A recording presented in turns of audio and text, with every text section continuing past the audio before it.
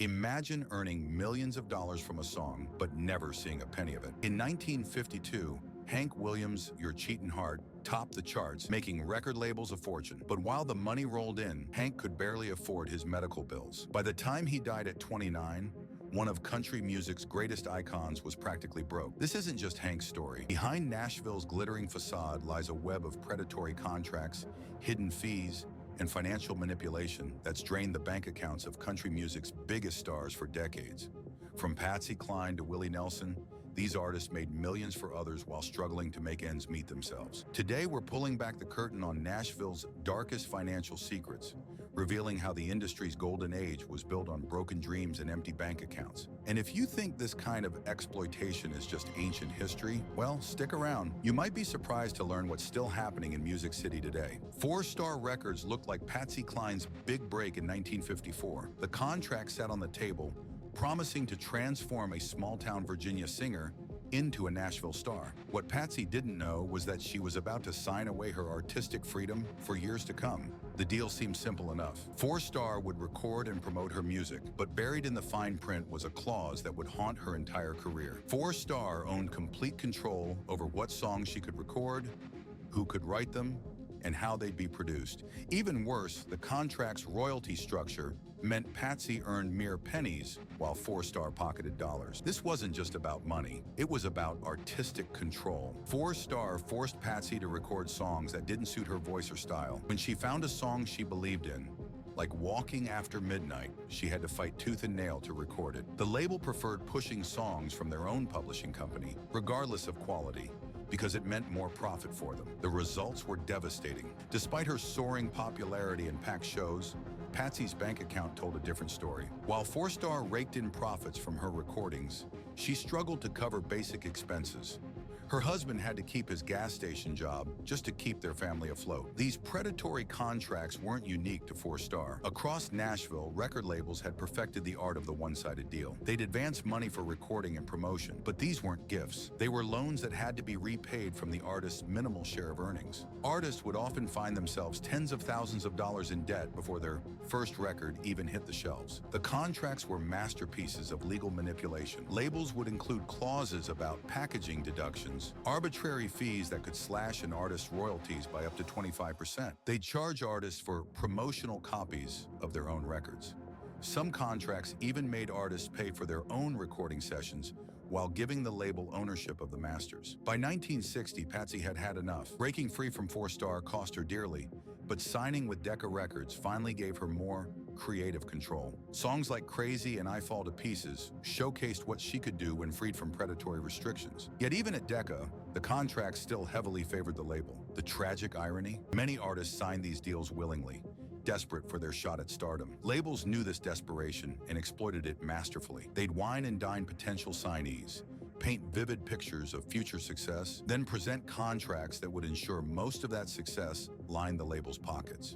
And Patsy wasn't alone. Artists like Roy Acuff and Ernest Tubb faced similar battles with their labels. These contracts became so notorious that by the late 1960s, artists began warning each other about specific labels and executives known for their exploitative practices. Some even started their own labels, hoping to create fairer deals for fellow musicians. But if artists thought escaping these predatory contracts would solve their financial problems, they were in for a shock. Because in Nashville, the real costs of stardom were just beginning to add up. Hank Snow's hit, I'm Moving On, spent 21 weeks at #1 in 1950. The song's title proved ironically fitting. He was constantly on the move, touring relentlessly across North America. But while crowds filled venues to see the singing ranger perform, Snow was watching his earnings disappear into a black hole of expenses. At first glance, the math seemed simple. Packed houses meant big profits. But Snow's reality was far different. First came the manager's cut, typically 15–25% of gross earnings. Then the booking agent's share, another 10 to 15%. The record label would take their piece for promotional support. By the time these middlemen finished, artists were lucky to keep 30% of their own earnings. But that wasn't the end of it. Artists had to pay their own band members, cover travel expenses, and maintain their image. Every rhinestone suit, every mile on the tour bus, every hotel room, it all came out of their shrinking share. Snow once calculated that a sold-out show that brought in $10,000 left him with less than $1,000 after expenses. The Grand Ole Opry membership brought prestige, but added another layer of financial strain. Artists were required to perform regularly at the Opry, often for minimal pay. These mandatory appearances meant turning down more lucrative bookings elsewhere. But refusing wasn't an option. Opry membership was too valuable to risk losing. Road expenses were particularly brutal. Artists needed reliable transportation to make their dates, but touring took a heavy toll on vehicles. Snow's first tour bus broke down so often that repair costs ate up most of his profits. When he finally invested in a better bus, the payments strained his finances even further. Then there were the hidden costs of fame itself. Artists needed to maintain a certain image: the right clothes, the right car, the right lifestyle. Fans expected their country stars to look successful, even if they were barely breaking even. Snow once admitted to buying a flashy Cadillac on credit just to maintain appearances, while privately worrying about making the payments. The pressure to maintain this facade led many artists into debt. They'd take advances against future earnings, creating a cycle of financial dependency. Record labels and managers were happy to provide these advances, with interest, of course. Each advance dug the hole deeper, forcing artists to tour more, which increased their expenses, leading to more advances. Snow's breaking point came when he discovered his manager had been padding expenses and taking kickbacks from vendors. The resulting legal battle exposed just how vulnerable artists were to financial exploitation. Even successful performers like Snow, with multiple hit records, found themselves fighting to keep control of their own careers. Desperate to protect themselves, some artists tried hiring business managers, but this often backfired, adding another salary to pay while gaining little protection. Many of these managers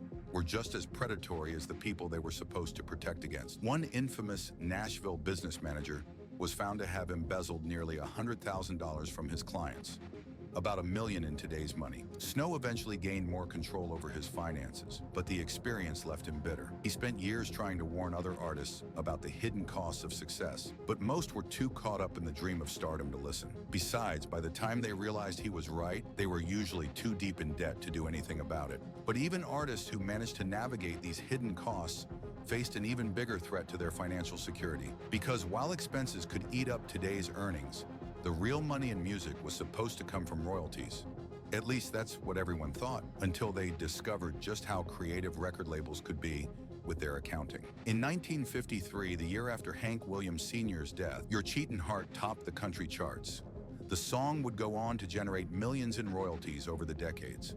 But when his widow Audrey tried to collect these royalties, she encountered a maze of paperwork, excuses, and what the industry politely called creative accounting. The basic concept of royalties seems straightforward. Every time a song played on the radio, every time a record sold, the artist earned money. But record labels had mastered the art of making these earnings vanish. They crafted contracts filled with deductions, expenses, and clauses that whittled artists' royalties down to almost nothing. Take the case of Hank's recordings.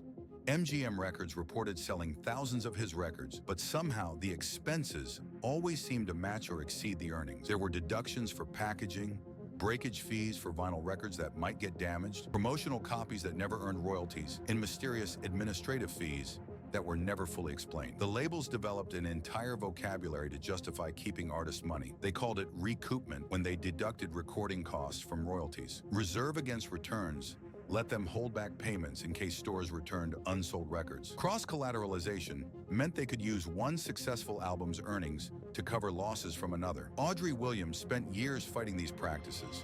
She hired lawyers, demanded audits, and eventually exposed how MGM had systematically underreported sales of Hank's records. But the legal battles drained what little money she had. Even when she won, victory felt hollow. Costs of fighting often exceeded the recovered royalties. The problem went beyond just record sales. Radio royalties, which should have been a reliable income source, were just as problematic. Performance rights organizations were supposed to track when songs played and collect royalties, but their tracking systems were incomplete, especially for country stations in rural areas. Countless plays went unreported and unpaid. Jim Reeves's widow faced similar battles after his death in 1964. His songs were playing regularly on radio stations across the country, but the royalty check seemed suspiciously small. When she finally managed to audit the records, she discovered years of systematic underpayment. The record company had been estimating radio plays at a fraction of the actual numbers. Artists who tried to challenge these practices found themselves fighting an uphill battle. Record labels had teams of lawyers and accountants. They could drag out legal proceedings for years, knowing most artists couldn't afford prolonged court battles. Many simply gave up, accepting whatever crumbs the labels offered. Some artists tried to protect themselves by hiring their own accountants to audit the label's books. But the contracts often limited audit rights, allowing them to check only certain records or requiring them to accept the label's numbers if they couldn't prove deliberate fraud. Even when audits revealed discrepancies, labels would negotiate minimal settlements while admitting no wrongdoing. The impact of these practices went beyond just the artists. Their families suffered too. Many children of famous musicians grew up in relative poverty, watching their parents' music generate wealth for others. The contrast was stark. Songs that became country classics, played millions of times, somehow never generated enough royalties to provide financial security for their creators. By the late 1960s, artists were beginning to speak out. Marty Robbins publicly accused his label of withholding royalties. Merle Haggard fought lengthy legal battles over unpaid earnings. But speaking out carried risks. Labels could effectively blacklist troublemakers, making it impossible for them to record or get radio play. But as bad as the royalty scams were, they weren't even the worst part of the system, because while royalties could be manipulated, at least artists still own their songs, or so they thought. The truth about publishing rights would prove even more devastating to artists' financial futures. When Lefty Frizzell signed away the publishing rights to "If You've Got the Money, I've Got the Time" in 1950, he didn't understand he was giving away his song's entire future. The song hit #1, launching his career, but the contract he signed meant most of the money would flow to the publishing company for decades to come. Publishing rights were the music industry's ultimate prize. While record sales might spike and fade, publishing rights generated money every time a song played, on radio, television, in movies, or covered by other artists. For hit songs, these rights could generate steady income for decades. The problem? Most artists didn't own them. The publishing trap often started before artists even made it big. Publishers would offer struggling musicians small upfront payments for their songs, sometimes as little as $50. To a hungry artist, quick cash seemed more valuable than some abstract future rights. Jim Reeves sold his early songs this way, never imagining they'd become country classics worth millions. Some labels made signing away publishing rights a condition of recording. They'd present it as standard practice, assuring artists it was just part of doing business in Nashville. Four Star Records owned both Patsy Cline's recording and publishing rights, meaning they profited twice from every song while she earned next to nothing. Even savvy artists could fall into the trap. Publishers would offer to split the rights 50-50, presenting it as a fair partnership. What they didn't explain was that their half included both the publisher's share and the writer's share, leaving the actual songwriter with only 25% of the royalties. Ray Price lost millions this way, not understanding the contract's implications until years later. The impact of these deals became clear as country music grew.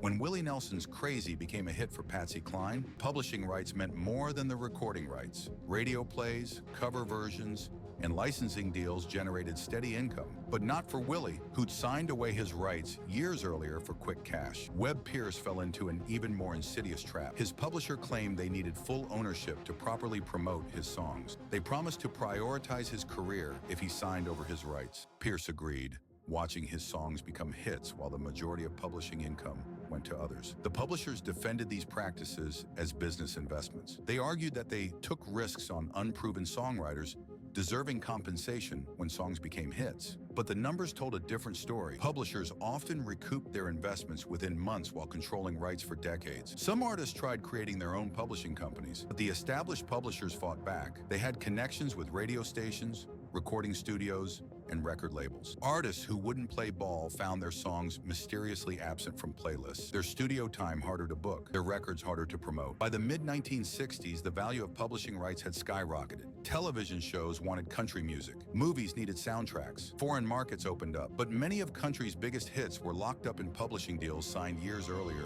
for pennies on the dollar. The family of Vernon Dalhart, who recorded the first million-selling country record, spent years trying to reclaim his publishing rights. The wreck of the old 97 had generated fortunes in publishing revenue, but Dalhart had signed away his rights in 1924 for a flat fee of $175. His children inherited his fame, but none of his songs' wealth. But if losing publishing rights was bad, some artists faced an even worse fate. Because while publishing rights could be signed away, at least that was a choice. The tax troubles that plagued many country stars would prove far less voluntary. Willie Nelson's tax troubles started like many country stars, trusting the wrong people with his money. He owed the IRS $16.7 million in back taxes and penalties. His accountants had invested in tax shelters that turned out to be illegal, but Willie was the one left holding the bill. The IRS seized almost everything: his Texas ranch, recording studio, gold records, even his daughter's house. Agents raided his home, taking personal items down to his bandanas and guitar picks. For a man who'd written some of country music's greatest hits, it was a humiliating fall. But Willie's story wasn't unique in Nashville. Country stars of the golden era often found themselves in the IRS's crosshairs. Their income was irregular, huge paydays followed by lean months. Many trusted managers or accountants who were better at spending money than saving it. Some believed their fame would protect them. They were wrong. Jerry Lee Lewis's tax troubles began in the 1960s and haunted him for decades. His accountants failed to report cash payments from live shows, a common practice in country music at the time. The IRS wasn't fooled. They demanded years of back taxes, plus penalties and interest. Lewis ended up selling his piano collection just to make payments. The problem often started with how artists were paid. Record labels would advance money for expenses, but these weren't classified as loans. They were income. Artists would spend the advances, not realizing they needed to set aside money for tax. By the time tax season arrived, the money was long gone. Roy Acuff learned this lesson the hard way. Despite co-founding Acuff Rose Publishing, one of Nashville's most successful music publishers, he faced repeated tax problems. His business manager had failed to make quarterly tax payments, leaving Acuff with massive year-end bills he couldn't pay. These tax troubles exposed a deeper problem in the industry. Most country stars came from humble backgrounds. They hadn't learned financial management. Their education came from hard touring and harder living, not business schools. When success hit, they were unprepared for its financial complexities. Conway Twitty tried to protect himself by diversifying into other businesses. He opened a chain of restaurants called Twitty Burger, but when the restaurants failed, the IRS ruled his losses weren't tax deductible. The resulting tax bill nearly bankrupted him, even as his records topped the charts. The solutions often proved as damaging as the problems. Artists would take high-interest loans to pay tax bills, creating new debts. They'd sign unfavorable contracts for quick cash. Some sold valuable publishing rights at discount prices, trading long-term income for short-term tax relief. Johnny Paycheck's tax troubles followed him throughout his career. Even after hits like Take This Job and Shove It, he struggled with IRS payments. He blamed his managers, his label, his publishers, but the taxman didn't care who was at fault. They just wanted their money. Merle Haggard faced tax liens and seizures multiple times. Despite writing Mama Tried, he hadn't tried hard enough with his taxes. His situation highlighted another industry problem. Artists often had multiple income sources: touring, recording, publishing, but no centralized financial management. Willie Nelson found a creative solution to his tax troubles. He released an album called The IRS Tapes, Who'll Buy My Memories? Direct marketed through phone sales, the profits went straight to his tax debt. It was a humbling experience for a country legend, but it worked. By 1993, he'd cleared his IRS debt. But even artists who managed their taxes properly faced another challenge. Because in Nashville, staying on top meant constant legal battles, fights that would drain bank accounts as quickly as any tax bill. In 1952, Kitty Wells stepped into a Nashville courtroom, ready to fight for control of her career. The queen of country music had just recorded It Wasn't God Who Made Honky Tonk Angels, a song that would change country music forever. But her label claimed they owned not just her recordings, but her performing rights too. Wells's legal battle exposed how record companies tried to control every aspect of an artist's career. Labels would argue that since they created the star, they owned the star's entire professional life. This meant controlling when they performed, where they appeared, and who they worked with. The contracts were masterpieces of legal overreach. Artists would sign away rights they didn't know they had: performance rights, merchandising rights, even the right to use their own name professionally. All could be hidden in contract clauses that seemed harmless at first glance. Carl Smith discovered this when he tried to appear on television in 1954. His record label claimed their contract gave them exclusive rights to his image. They demanded payment for each TV appearance, even though these shows promoted his records. The resulting legal fight cost Smith more than he would have earned from the appearances. The lawyers' meters never stopped running. Artists needed legal help to understand their contracts, fight for royalties, challenge publishing rights, and defend against lawsuits. But legal fees could quickly exceed what artists earned from the disputes they were fighting. Ernest Tubb spent 3 years in court battling his former manager. The manager claimed he owned part of Tubbs' future earnings, based on a contract signed years earlier. While Tubb eventually won, the victory cost him nearly everything he'd earned during those 3 years. Marty Robbins faced simultaneous legal battles on multiple fronts in the early 1960s. His record label sued him for recording with another company. His publisher claimed he'd violated his songwriting contract. His booking agency demanded commissions on shows they hadn't booked. Each case required separate lawyers, separate fees, separate headaches. The legal system itself worked against artists. Record companies had teams of lawyers on retainer. They could drag out cases for years, knowing most artists couldn't afford prolonged legal fights. Many artists ended up settling unfavorable cases simply because they ran out of money to keep fighting. Jean Shepherd's battle to control her own career became a Nashville legend. When she tried to leave her record label, they claimed her contract was with them for life. The resulting court case exposed how labels use legal threats to keep artists from seeking better deals elsewhere. Sometimes the battles weren't just about money. Skeeter Davis faced legal action for speaking her mind on stage at the Grand Ole Opry. The resulting fight wasn't about contracts or royalties, but about an artist's right to express themselves without losing their career. The publishers were just as aggressive. When Red Foley tried to reclaim rights to his songs, his publisher buried him in legal paperwork. They demanded proof of every performance, every recording, every piece of sheet music sold. The documentation requirements alone could bankrupt an artist. By the late 1960s, artists were fighting back collectively. They formed associations, shared legal resources, and warned each other about predatory practices. But the industry's legal machine kept grinding on, finding new ways to control artists through contracts and courts. But as these battles raged in Nashville's courtrooms, something was changing. A new generation of artists was learning from the past, demanding better contracts and finding ways to protect themselves. The industry was about to face its biggest challenge yet: artists who understood the business as well as the music. Loretta Lynn walked into her contract negotiation in 1967 with something her predecessors never had: knowledge. She'd watched other artists lose their rights, their royalties, and their financial security. But more importantly, she came prepared to fight for what she deserved. Lynn's approach marked a turning point in Nashville. She demanded control of her publishing rights,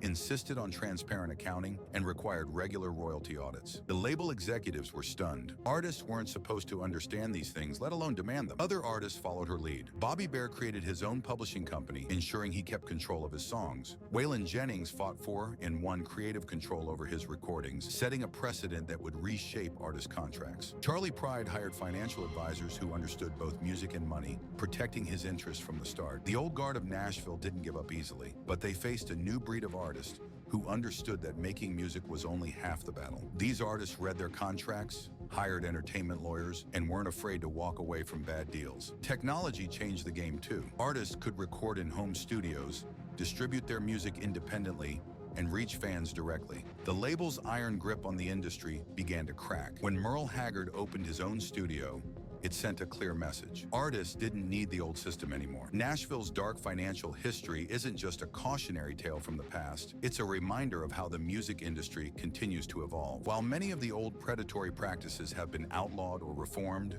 new challenges emerge with each technological advancement and industry shift. Today's country artists face different battles. Streaming services have created new questions about fair compensation. Social media has changed how artists connect with fans and monetize their work. But the fundamental question remains the same. How do artists protect their creative and financial rights in an industry built on selling dreams? The stories of Patsy Cline, Hank Williams Sr., and their contemporaries remind us that behind every hit song, there's a business deal. Their struggles led to reforms that protected future generations of artists. But as country music continues to grow and change, artists must remain vigilant, understanding both the music and the business behind it. The glittering lights of Nashville shine brighter than ever, but now more artists understand that true success means keeping some of that gold for themselves.